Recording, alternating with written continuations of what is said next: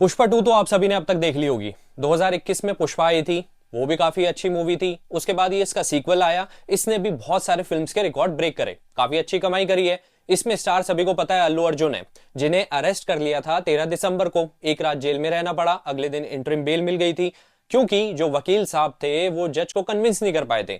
वकील साहब कह रहे थे कि अल्लू अर्जुन के ऊपर culpable homicide not amounting to murder का चार्जेस लगने चाहिए, बट जज कन्विंस नहीं हो पाई, इसलिए उन्होंने इंटरिम बेल दे दी। श्योरिटी बॉन्ड भरवाया था 50,000 रुपए का और कहा कि आप पुलिस ऑफिशियल्स के साथ कोऑपरेट करिए। आपको क्या लगता है कि इसमें अल्लू अर्जुन की रिस्पॉन्सिबिलिटी थी? क्या वो अकाउंटेबल ठहराए जाने चाहिए? क्या जो उनको अरेस्ट किया गया वो सही था? वो जस्टिफाइड कह सकते हैं क्या उसे? मेरे हिसाब से जस्टिफाइड तो नहीं है। क्यों? क्योंकि आप सिर्फ एक पर्सन के ऊपर सारी अकाउंटेबिलिटी कैसे डाल सकते हो?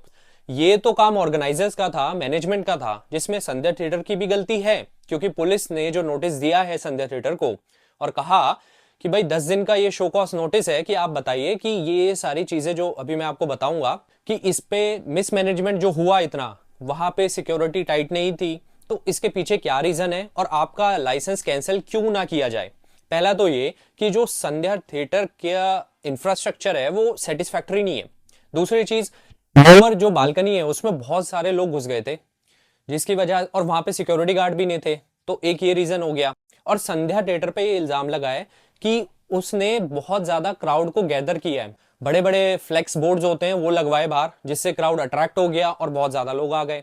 अब पुलिस वाले ये भी कह रहे थे कि भाई अल्लू अर्जुन को कैवलकेड में आने की परमिशन नहीं थी। कैवलकेड एज एन की एक प्रोसेशन टाइप का होता है, वो गाड़ी में चल रहे हैं और उनके कास्ट मेंबर्स भी आए हैं और हाथ हिलाते हुए आ रहे हैं। वो कह रहे हैं कि जो उन्होंने वेव किया ना, उसकी वजह से बहुत सारे जो क्राउड था वो एजिटेट हो गया और अट्रैक्ट होकर के स्टैम्पेड हो गया, जिसमें एक लेडी की 39 ईयर्स की थी, उनकी डेथ हो गई और उनका जो बेटा था उसको काफी ज्यादा सीवियर इंजरीज आई है। लड़के को काफी ज्यादा इंजरीज आई है, उसका ब्रेन जो है वो ढंग से फंक्शन नहीं कर रहा और कोमा से आ रहा है जा रहा है, तो अभी काफी ज्यादा सीरियस है। इसका खर्चा वैसे गवर्नमेंट को ही उठाना पड़ेगा। गवर्नमेंट से पूछा, यानी वहां की जो गवर्नमेंट है कांग्रेस, उन्होंने कहा कानून सबके लिए बराबर है।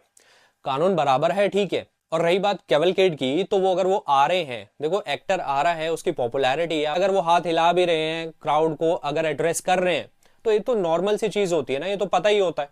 पुलिस वाले ये भी कह रहे हैं कि भाई 4 दिसंबर को रात में कास्ट मेंबर्स भी आने वाले थे एक पर्टिकुलर टाइम पे, ये संध्या थिएटर ने इन्फॉर्म नहीं किया।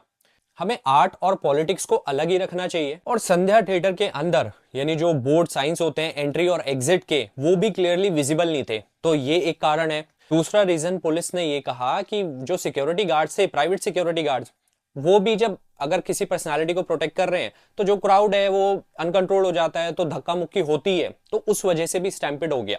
अच्छा, जो ये केस बना, पुलिस ऑफिशियल्स इसमें कह रहे हैं कि ये केस रजिस्टर किया गया है विक्टिम की फैमिली के कंप्लेंट के बेसिस पे, यानी जो लेडी की जिसकी डेथ हो गई उनके हस्बैंड की।